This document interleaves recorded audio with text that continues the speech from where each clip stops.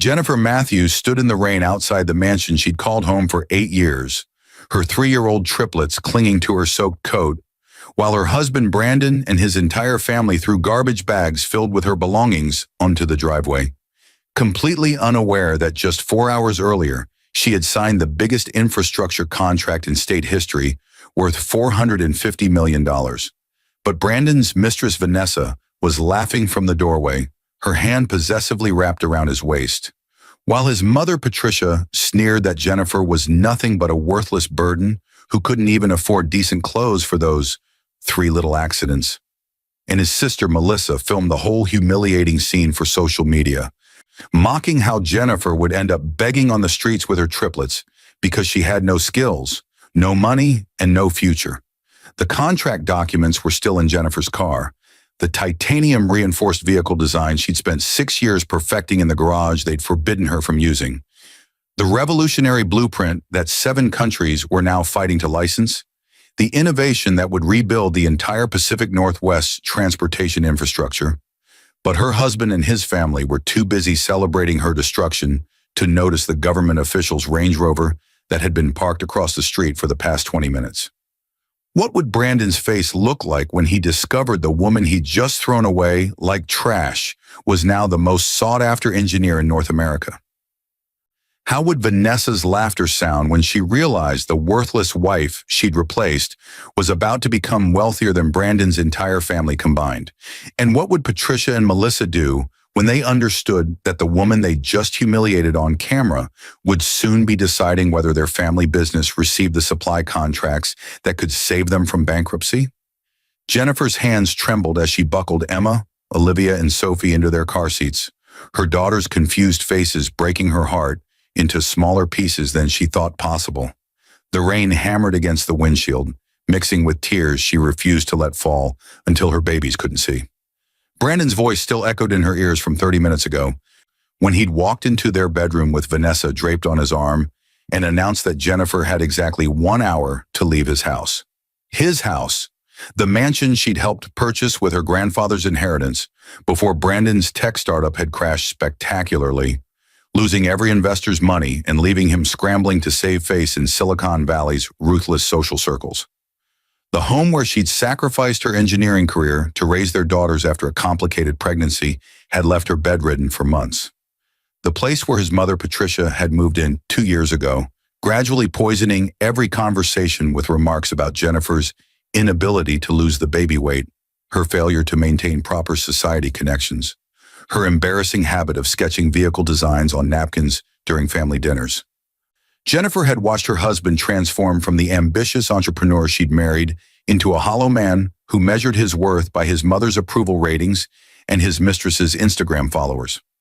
Vanessa worked at his mother's real estate firm, a 26-year-old with perfect highlights and a talent for making Jennifer feel invisible in her own home. The affair had been obvious for 8 months, but Jennifer had stayed silent, focusing instead on the project that consumed her nights after the triplets finally slept.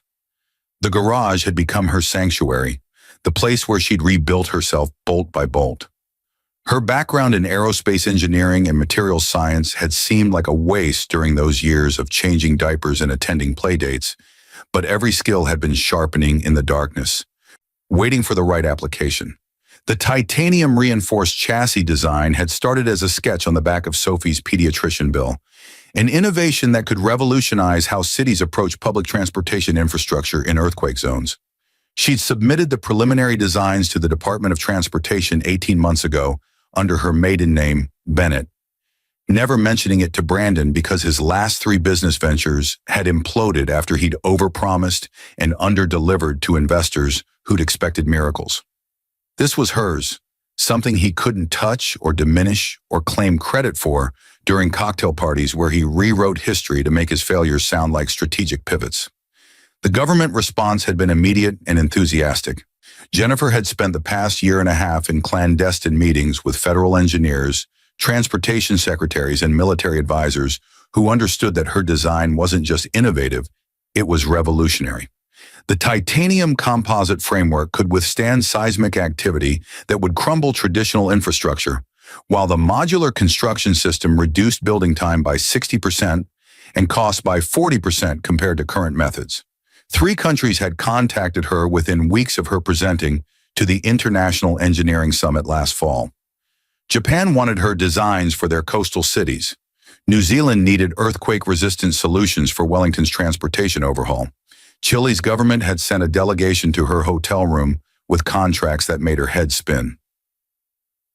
But the United States had ultimately won the bidding war, offering her the Pacific Northwest Infrastructure Modernization Project, a contract worth $450 million over 8 years, with her firm taking the lead design and oversight role. She'd signed the final documents that morning in a Seattle conference room surrounded by senators, military generals, and the governor himself. The champagne had been expensive, the handshakes firm, the future impossibly bright. Jennifer Bennett Matthews was now the principal engineer and project director for the largest infrastructure overhaul in West Coast history. The contract specified that her company, Bennett Engineering Solutions, established just 6 weeks ago with paperwork filed under her maiden name, would receive an immediate advance payment of $45 million to establish headquarters and begin hiring the team of specialists the project required. The wire transfer would hit her new business account within 72 hours. Jennifer had driven home from Seattle with her phone exploding with congratulatory messages from colleagues she hadn't spoken to in years. Job applications from engineers who wanted to work under her leadership, and interview requests from networks that wanted to feature the woman who designed the future. She'd imagined telling Brandon over a quiet dinner, watching his face transform with pride, perhaps finally earning Patricia's grudging respect for accomplishing something substantial. Instead, she'd walked into her bedroom to find Vanessa modeling lingerie she'd bought with Brandon's credit card, while his sister Melissa filmed reaction videos for her social media followers. Patricia had been sitting on Jennifer's bed, casually explaining that Brandon had finally found a real woman who understood how to support a man's ambitions, unlike Jennifer, who'd let herself go and wasted her education playing housewife to 3 demanding children. Brandon had barely looked at Jennifer when he delivered his prepared speech. The marriage was over, had been over for years if she was honest with herself. Vanessa made him feel alive again, made him remember who he was before responsibilities and screaming babies had drained his potential. Patricia's real estate firm had a position waiting for him, a fresh start where he could rebuild his reputation. Jennifer could have the car and whatever clothes fit in garbage bags, but everything else belonged to him because his name was on the mortgage documents. Melissa had laughed when Jennifer asked about the triplets, suggesting that maybe this was the universe's way of teaching Jennifer that some women weren't meant to be mothers and career women simultaneously. Vanessa had added that the girls would probably benefit from a father who wasn't constantly exhausted from a wife's emotional demands, that maybe Brandon could actually focus on his daughters once Jennifer's negative energy was removed from the equation. Jennifer had packed in silence, her mind calculating trajectories and consequences, while her hands folded tiny clothes and gathered favorite stuffed animals. She'd taken the contract documents from her car's glove compartment and hidden them inside Emma's diaper bag, knowing that Brandon never touched anything related to childcare.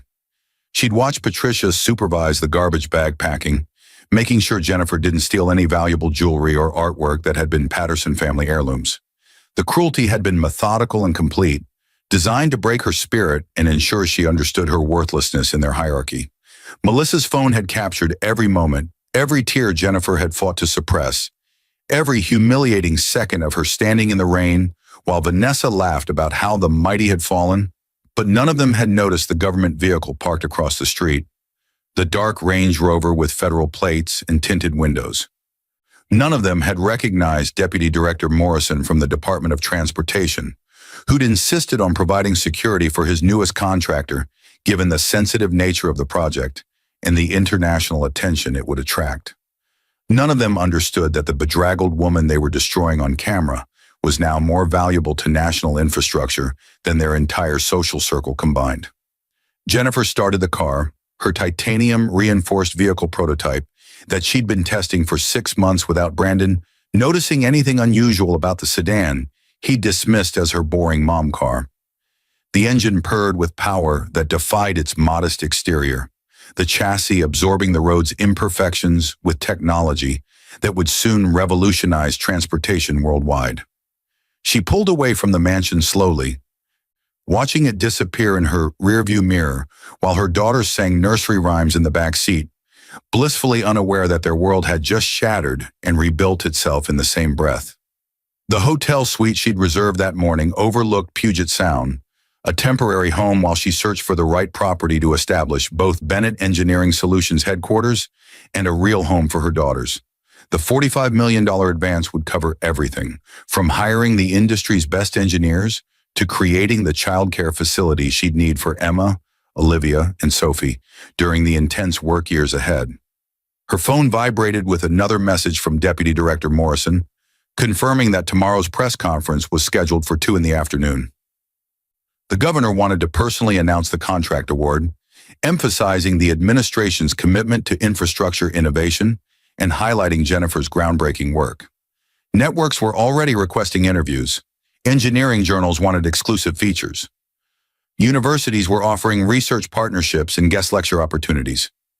Brandon's world was about to implode in ways his limited imagination couldn't begin to comprehend. Patricia's real estate firm was already struggling, hemorrhaging clients to newer agencies with better technology and more aggressive marketing. The company desperately needed the commercial supply contracts that came with major government infrastructure projects, the relationships that could transform a dying business into a regional powerhouse. Those contracts were now Jennifer's to award or withhold, her decisions determining which suppliers would profit from 8 years of continuous construction work across 6 states. Melissa's social media empire was built on lifestyle content and family connections, her followers believing she had insider access to Seattle's elite business circles. The video she just posted of Jennifer's humiliation would become Melissa's nightmare within days, the permanent evidence of how the Patterson family had treated the engineer who'd become Washington State's most valuable infrastructure asset. Vanessa would discover that the worthless wife she'd replaced had been worth more than Brandon's entire failed career. That the woman she'd mocked for sketching designs at family dinners had been creating the innovation that 7 countries wanted to license.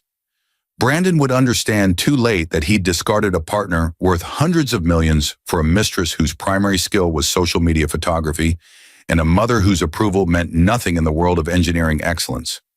Jennifer tucked the triplets into the hotel suite's king-size bed, their small bodies finally relaxed after the chaos of the evening. Emma clutched her stuffed elephant, Olivia had found her thumb, and Sophie was already snoring softly. They would adapt and thrive because children were resilient, and Jennifer would make absolutely certain they grew up understanding their worth had nothing to do with other people's limited vision. Tomorrow's press conference would destroy Brandon's world systematically and completely. But tonight, Jennifer allowed herself to feel everything, the grief and rage and satisfaction, mixing into something she didn't have words for yet. Something that tasted like justice and felt like freedom and looked like the future she'd built in secret while they'd called her worthless.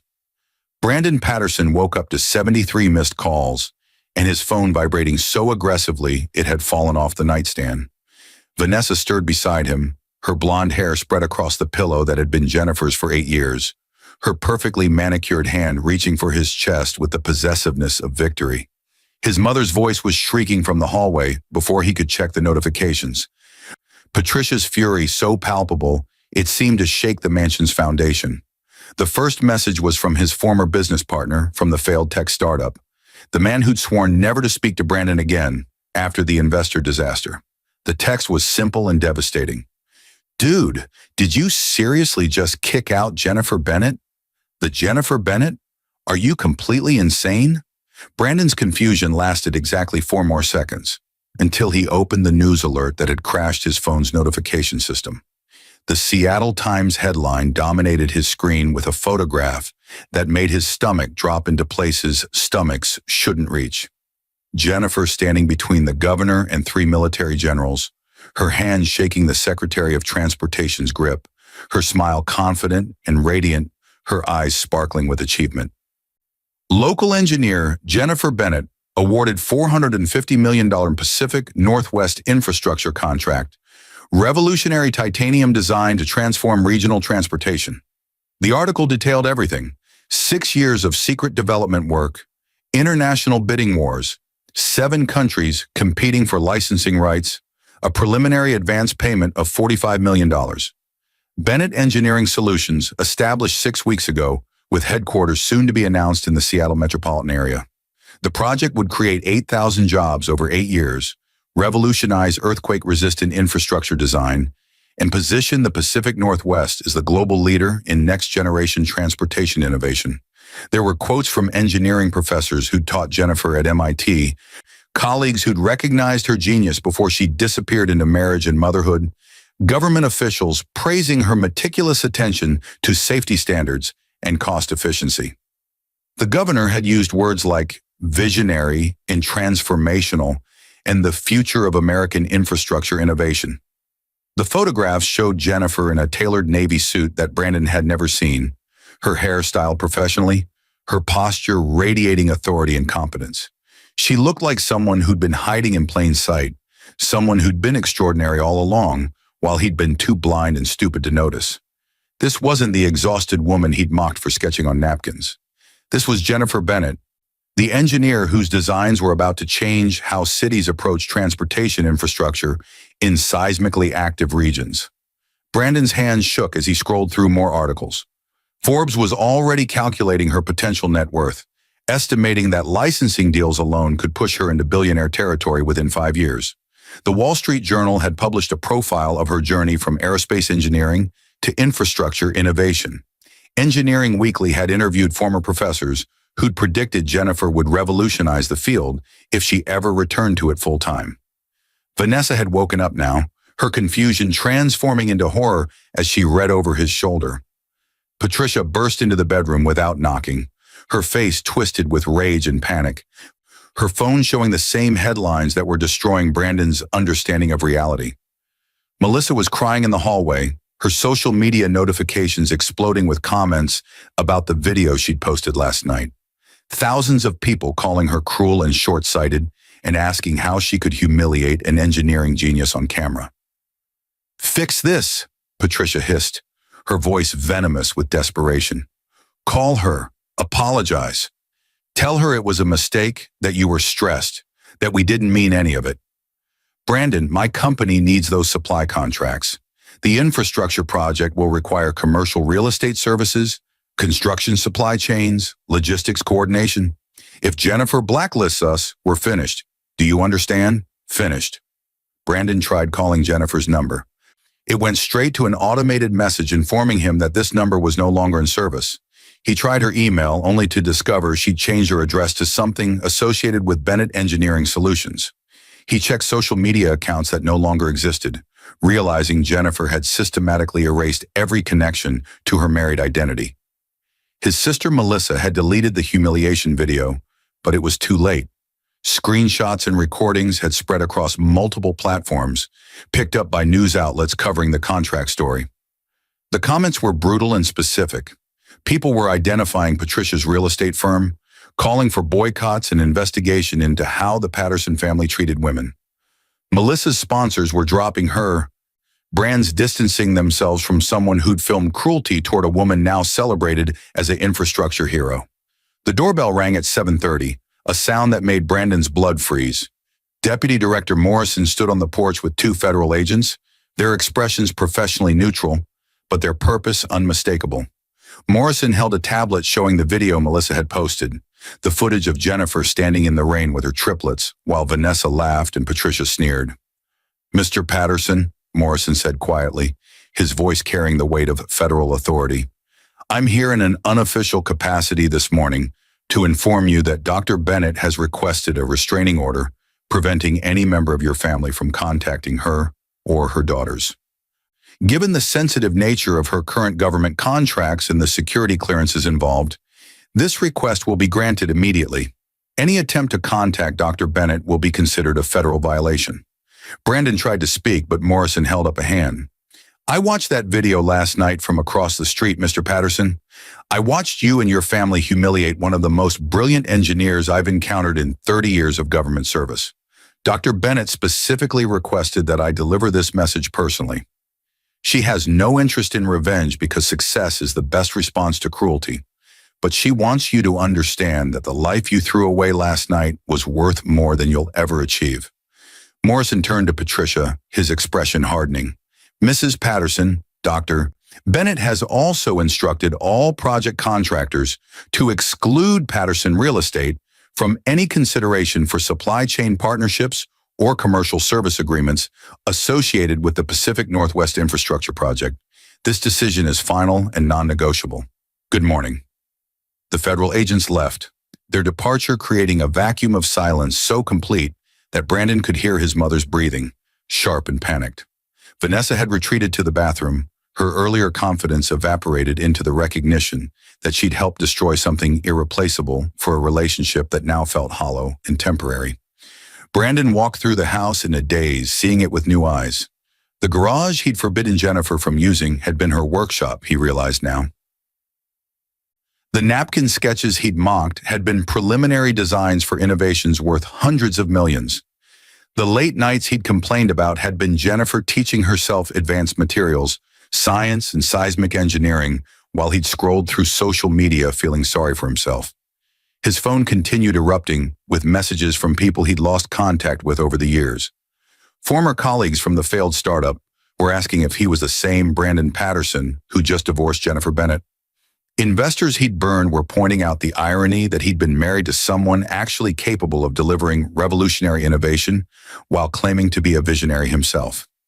Friends from college wanted to know if the rumors were true, if he'd really kicked out the triplets in the rain, if he'd actually chosen his mother's approval and a mistress over a wife who'd been secretly building the future. The headlines kept coming throughout the morning. International engineering consortiums were announcing licensing partnerships with Bennett Engineering Solutions. 3 universities were offering Jennifer endowed professorships in research facilities. The governor had scheduled a second press conference to announce that Washington State was providing tax incentives to ensure Bennett Engineering Solutions headquarters remained in Seattle, creating a new hub for infrastructure innovation that would attract talent and investment for decades. By afternoon, Brandon understood the full scope of what he'd destroyed. The wife he'd called worthless was now worth more than his entire family's combined assets. The mother he'd dismissed as failing at parenthood was successfully raising 3 daughters while simultaneously revolutionizing infrastructure engineering. The woman he'd humiliated on camera was now being celebrated globally as a visionary whose work would literally reshape how cities were built. Patricia's real estate firm had lost 6 major clients by noon, companies unwilling to associate with a family that had treated Jennifer Bennett with such visible cruelty. Melissa had lost her primary sponsors and watched her follower count drop by 30,000 as people shared the video alongside articles about Jennifer's achievements. Vanessa had gone home to her apartment, suddenly uncomfortable living in a house Jennifer had helped purchase, suddenly aware that she'd become the other woman in a story where she was undeniably the villain. Brandon sat in the garage that evening, staring at the workbench where Jennifer had obviously spent countless hours. There were still pencil marks on the concrete floor, equations and diagrams that made no sense to him, but clearly represented years of dedicated effort. He found a folder hidden behind old paint cans, filled with rejection letters from investors who'd dismissed her designs as too ambitious. Encouragement notes she'd written to herself.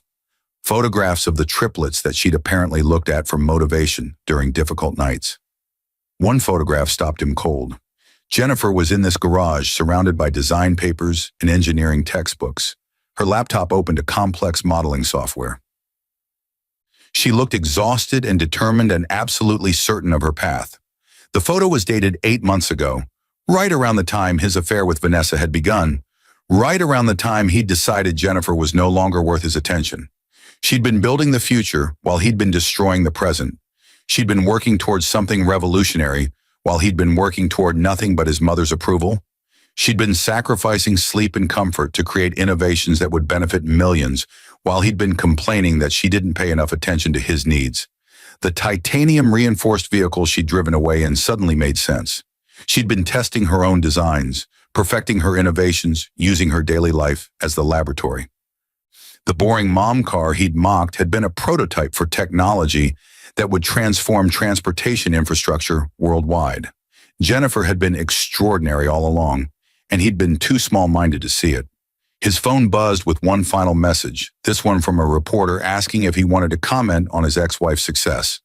Brandon stared at the question, understanding that any response he gave would be inadequate and self-serving. What could he possibly say? That he'd been wrong? That he'd confused quietness with worthlessness? That he'd mistaken sacrifice for failure? The truth was simpler and more devastating. Jennifer had been playing chess while he'd been playing checkers, building an empire while he'd been building nothing, becoming someone extraordinary while he'd been becoming someone forgettable. And he'd thrown her away like garbage, never suspecting that he was discarding the only genuinely valuable thing in his entire life. Jennifer stood at the floor-to-ceiling windows of her new office, watching construction crews break ground on Bennett Engineering Solutions headquarters. The building would be a showcase for her innovations, featuring the titanium-reinforced design elements that had won her the government contract, earthquake-resistant technology that would make it one of the safest structures in the Pacific Northwest. The architectural firm had proposed something traditional, but Jennifer had insisted on creating something that demonstrated her vision for the future of urban construction. 3 weeks had passed since that rainy night outside Brandon's mansion. 3 weeks that had transformed her existence so completely that her old life felt like someone else's story. The triplets were thriving in their new home, a sprawling property in Bellevue with enough space for them to run and play without bothering anyone. She'd hired 2 nannies who specialized in early childhood development, women who treated her daughters with genuine affection rather than the barely concealed irritation Patricia had always shown. Emma, Olivia, and Sophie were adjusting remarkably well to their new circumstances. They asked about their father occasionally, but Jennifer had explained gently that sometimes families change shape, and that was okay because love didn't disappear just because living situations shifted. The court-ordered restraining order ensured Brandon couldn't disrupt their stability with inconsistent parenting or confusing messages about where they belonged. The preliminary team Jennifer had assembled for the infrastructure project read like a dream roster of engineering talent. She'd recruited specialists from MIT, Stanford, and Caltech, offering salaries and research budgets that made academic positions look like charity work. The government advance had allowed her to be aggressive in talent acquisition, and engineers who'd been languishing in corporate positions were jumping at the opportunity to work on innovations that would actually matter. Dr. Patricia Kim had been her first hire, a materials science expert who'd been stuck teaching undergraduate classes despite publishing groundbreaking research on composite structures. Dr. Robert Chang had abandoned a consulting career that paid ridiculous money but provided zero intellectual satisfaction to join Jennifer's team as lead structural engineer. The roster continued growing daily. Brilliant minds who understood that Bennett Engineering Solutions wasn't just another firm, but rather a chance to reshape infrastructure design fundamentally. The licensing deals had exceeded even Jennifer's optimistic projections. Japan had signed a 20-year agreement worth $80 million for rights to implement her seismic-resistant designs in Tokyo's transportation expansion. New Zealand had committed $50 million for the Wellington project. Chile, Peru, and Ecuador had formed a South American consortium offering $90 million for comprehensive licensing across the Pacific coastal regions. The intellectual property alone was generating wealth that would fund research and development for decades. Forbes had published their profile last week, featuring Jennifer on the cover, with a headline that made her laugh. The engineer they underestimated, how Jennifer Bennett built an infrastructure empire while her husband looked elsewhere. The article had been fair and thorough, interviewing colleagues who'd known her at MIT, professors who'd recognized her potential, and government officials who'd championed her contract bid. There had been tasteful mention of her divorce in the viral video, but the focus had remained firmly on her achievements rather than her personal drama. The interview requests had been overwhelming. Good Morning America wanted her for a full segment. 60 Minutes was proposing a profile on women in engineering who'd overcome adversity to achieve breakthrough success. TED had invited her to deliver a talk at their next conference about innovation born from necessity. Jennifer had accepted selectively, understanding that media presence was part of building Bennett Engineering Solutions brand recognition, but also aware that her primary obligation was to the work itself.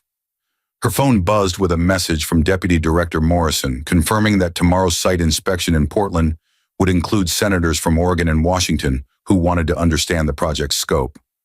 Jennifer appreciated Morrison's steady presence throughout these chaotic weeks, his matter-of-fact approach to security concerns and political considerations. He'd become an unexpected ally, someone who understood that Jennifer's primary interest was engineering excellence rather than bureaucratic posturing. The triplets burst into her office at 6 o'clock, their nannies apologizing for the intrusion, but Jennifer waving them off with a laugh. Emma had drawn a picture of their new house, complete with the engineering-themed playground Jennifer had commissioned for the backyard.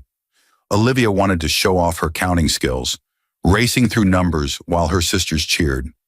Sophie had questions about the construction equipment outside, her 3-year-old curiosity already gravitating toward the machines and structures that shaped the world. Jennifer gathered her daughters close, breathing in their shampoo-scented hair and feeling gratitude so intense it bordered on painful. These babies were the reason she'd persevered through those years of diminishment and dismissal. They were why she'd stayed up late perfecting designs instead of confronting Brandon about his obvious affair. They were the motivation behind every equation she'd solved and every innovation she'd tested. Brandon had tried contacting her through intermediaries twice in the past 3 weeks, messages that Jennifer had ignored systematically and completely. His mother, Patricia, had sent a letter that Jennifer's lawyer had returned unopened, understanding that nothing the Patterson family had to say would be worth the emotional energy required to process it. Melissa had attempted a public apology via social media, a transparent attempt to salvage her influencer career that had been met with mockery and disbelief. Vanessa had apparently moved out of the mansion, according to reports Jennifer had heard secondhand through mutual acquaintances. The relationship between Brandon and his mistress had predictably deteriorated once the excitement of forbidden romance had faded into the reality of everyday existence. Jennifer felt no satisfaction from this news, only a distant recognition that temporary attractions rarely survived exposure to real life. The press conference where the governor announced her contract had been Jennifer's moment of complete vindication, but she'd discovered something interesting about revenge in the aftermath. The satisfaction was fleeting and hollow compared to the genuine fulfillment of doing work she loved, with people who respected her abilities. Watching Brandon's world crumble had been briefly gratifying, but building her own empire was infinitely more rewarding. Her legal team had been thorough about protecting her interests and her daughter's futures. The divorce settlement had been surprisingly straightforward once Brandon's lawyers understood they had no leverage and significant liability exposure. Jennifer had kept her inheritance, her vehicle prototype, and her intellectual property. Brandon had kept the mansion with its mortgage and memories. The child support agreement was generous but firm, with strict visitation schedules that prevented him from disrupting the triplets' stability. Jennifer's personal wealth had crossed into territory she'd never imagined during those years of changing diapers and attending playdates. The contract payments, licensing deals, and equity in Bennett Engineering Solutions combined to create a net worth that financial advisors kept revising upward. She'd established trust funds for Emma, Olivia, and Sophie that would guarantee their educations and opportunities regardless of what happened in the future. But money had never been Jennifer's primary motivator, despite what Brandon and his family had apparently believed. The work itself was what drove her, the satisfaction of solving complex problems that had stumped other engineers. The thrill of seeing her designs transform from sketches into structures that would serve communities for generations. The infrastructure project would be her legacy, physical proof that innovation could come from unexpected places and that determination could overcome dismissal. The titanium-reinforced chassis design was already being studied by engineering programs worldwide. Jennifer's methodology becoming required reading in graduate-level courses focused on seismic-resistant construction. She'd been invited to lecture at MIT next semester, returning to her alma mater as a visiting professor who'd proven that maternal sacrifice and professional achievement weren't mutually exclusive categories. Tomorrow would bring new challenges and opportunities.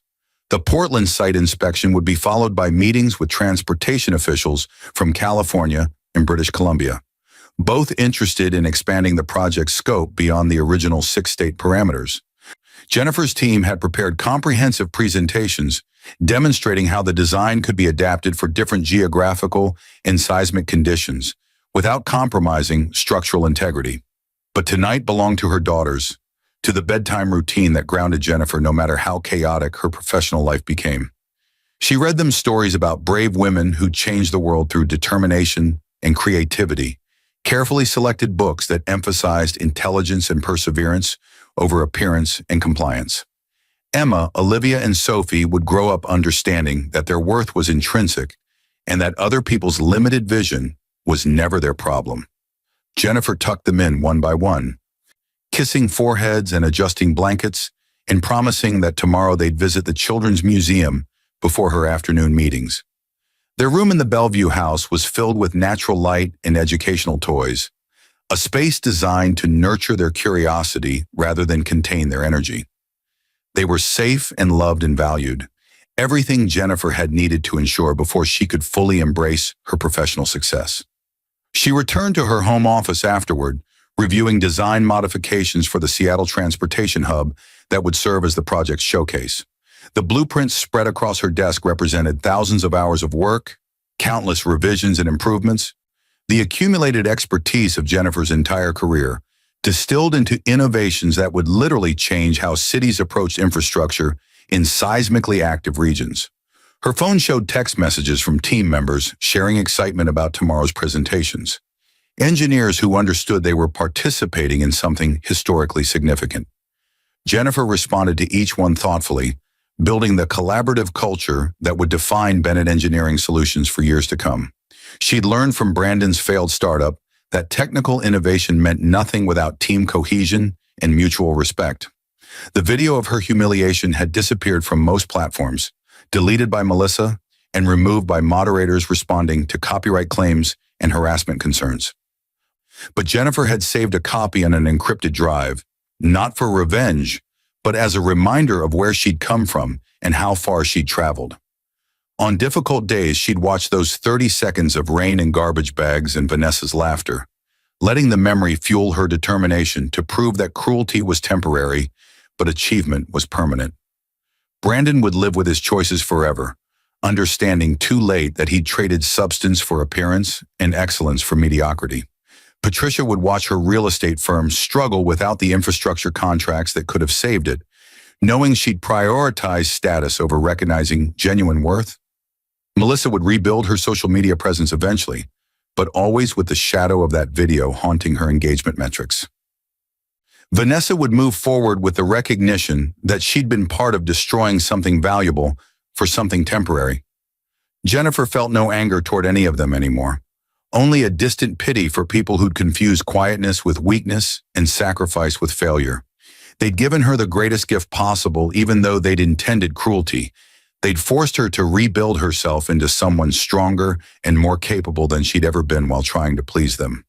The future stretched ahead with opportunities that would have seemed impossible 3 weeks ago. International partnerships were forming, research grants were being offered, speaking invitations were accumulating from organizations that understood Jennifer represented something larger than just engineering achievement. She was proof that women could disappear into motherhood and marriage without losing the essence of who they were, that dormant skills could reawaken when given the right opportunity, that dismissal from small-minded people meant absolutely nothing in the larger context of capability and determination. 6 months later, Brandon stood outside the construction site where Jennifer's innovations were transforming downtown Seattle's transportation infrastructure. The titanium-reinforced framework rose against the skyline like a monument to everything he'd failed to see in his wife. Each beam and girder representing technology he dismissed as napkin sketches and garage hobbies. Workers moved with purpose across the site, their hard hats bearing the Bennett Engineering Solutions logo that was rapidly becoming synonymous with revolutionary infrastructure design. He'd come here without really understanding why, drawn by some masochistic need to witness what he'd lost. Jennifer's success had become impossible to avoid even when Brandon tried to ignore it. Her face appeared regularly in business publications and engineering journals. Her company was hiring aggressively, offering opportunities that made talented engineers abandon established careers. The Bennett name was becoming legendary in infrastructure circles, while the Patterson name was becoming a cautionary tale about underestimating the people closest to you. The mansion he'd kept in the divorce was hemorrhaging value, its association with the viral video making it toxic to potential buyers. Patricia's real estate firm had been forced to merge with a competitor after losing too many clients who wanted no connection to the family that had humiliated an engineering genius on camera. Melissa had abandoned social media entirely, taking a corporate communications position that paid a fraction of what her influencer career had generated during its peak. Vanessa had disappeared from his life 3 months ago, their relationship disintegrating once the excitement of forbidden romance had faded into the banality of everyday existence. She'd returned the expensive jewelry he'd bought during their affair, her note explaining that she couldn't live with herself knowing she'd participated in destroying a family. Brandon had read that note 17 times, searching for absolution that didn't exist within its careful sentences. His attempts to see Emma, Olivia, and Sophie had been limited to supervised visitation in locations where court-appointed monitors ensured he didn't attempt to poison his daughters against their mother. The triplets were polite but distant during these visits, their questions about his life perfunctory, their attention wandering toward activities that didn't involve him. They talked constantly about their new house, in their new school, in the engineering toys their mother bought them that turned physics into play. Jennifer had ensured the girls knew they were loved, that their father's absence was about his choices rather than their worth. She'd apparently never spoken negatively about Brandon in their presence, a grace he didn't deserve and couldn't reciprocate because he had nothing positive to say about his own decisions. The girls were thriving according to reports from their teachers and pediatrician, adjusted and happy and secure in ways they'd never been during those chaotic years in the mansion. Brandon's mother had stopped speaking to him entirely after the financial implications of their treatment of Jennifer had become undeniable. Patricia blamed Brandon for not controlling his wife better, for not recognizing her potential and either supporting it or suppressing it before it could threaten the family's social standing. The logic was twisted and self-serving, but that was Patricia's specialty, rewriting reality to avoid accepting responsibility for her own cruelty. Professional opportunities had evaporated once Brandon's connection to Jennifer's story became widely known. The tech community was small and gossipy, and everyone now understood that Brandon Patterson was the man who'd thrown away a brilliant engineer for his mother's approval and a younger woman's attention. Investors who'd considered funding his new startup ideas had withdrawn after discovering his identity. Colleagues who'd been willing to collaborate suddenly had scheduling conflicts that lasted indefinitely. He'd finally gotten a job 3 weeks ago, a mid-level position at a software company where nobody knew his history and his unremarkable skills were sufficient for unremarkable work. The salary covered his mortgage and basic expenses, but provided none of the lifestyle he'd convinced himself he deserved. Brandon ate lunch alone in his cubicle, afraid that conversation with coworkers would eventually reveal who he was and what he'd done.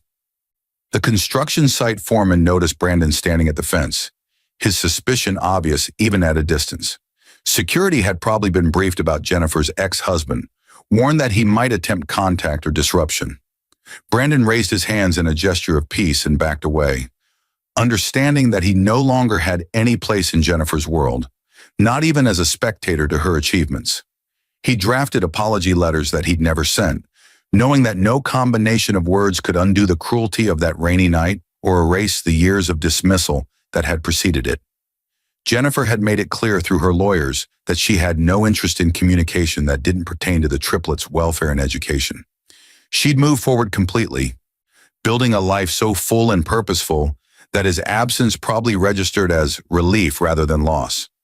Sometimes Brandon let himself imagine alternative timelines where he'd supported Jennifer's engineering work instead of mocking it, where he'd recognized her sacrifice instead of resenting her exhaustion, where he'd chosen his family over his mother's approval. In those imaginary scenarios, he was the husband celebrating beside Jennifer at press conferences, the father proudly telling strangers that his wife had revolutionized infrastructure design, the partner who'd been smart enough to recognize extraordinary when it was sleeping beside him every night. But those timelines existed only in Brandon's regretful imagination. Alternative realities that couldn't compete with the actual history he'd created through his choices. He'd prioritized all the wrong things and lost everything that actually mattered. Jennifer had survived his cruelty and transformed it into fuel for achievement that would outlast his entire existence. She'd proven that the people who dismiss you are never the ones who determine your worth, that talent combined with determination could overcome even the most complete forms of betrayal. Brandon walked back to his modest apartment in a building with thin walls and cheaper rent, passing homeless people who might have been him if Jennifer hadn't been generous in the divorce settlement. She could have destroyed him financially and legally if she'd wanted revenge, but instead she'd simply moved forward as though he'd never mattered enough to waste energy punishing. That indifference hurt worse than active hatred would have. The recognition that he'd become irrelevant to the woman he'd tried to make feel worthless. His phone contained no messages because there was nobody left who wanted to talk to him. His mother was done, his sister was ashamed, his ex-girlfriend wanted nothing to do with him, and his former friends had discovered they'd never really liked him that much anyway. The isolation was complete and self-inflicted. Consequences that Brandon had earned through decisions he couldn't undo, no matter how desperately he wished otherwise.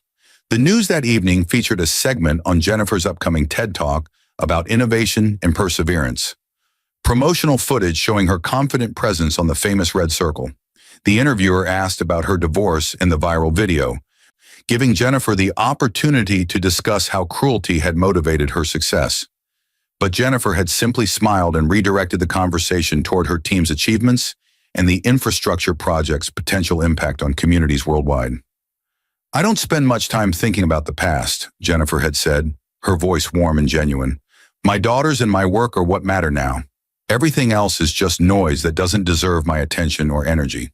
Success really is the best response to people who underestimate you, not because it hurts them, but because it proves they were never important enough to slow you down." Brandon watched that interview 3 times, trying to read between the lines for some hint of residual feeling, some indication that Jennifer remembered him as anything other than an obstacle she'd overcome. But there was nothing, no bitterness or anger or longing, just the complete indifference of someone who'd moved so far forward that looking back required more effort than it was worth. The truth he'd been avoiding crystallized in that moment. Jennifer hadn't just survived his betrayal, she'd transcended it entirely. She'd built a life so fulfilling and purposeful that his presence or absence made no meaningful difference. She was raising their daughters with love and teaching them to value substance over appearance. She was changing how cities approached infrastructure in earthquake zones. She was mentoring young engineers and breaking down barriers for women in male-dominated fields. She was making a difference that would echo through generations. And Brandon was eating microwave dinners alone in a small apartment, working a job that bored him, living a life defined entirely by the moment he'd been too stupid to recognize what he had until it was walking away in the rain with garbage bags and 3 confused little girls. He'd become exactly what he'd accused Jennifer of being: worthless, purposeless, invisible to people who mattered. The story that had started with his cruelty had ended with his irrelevance, and there was nothing left to do but live with it.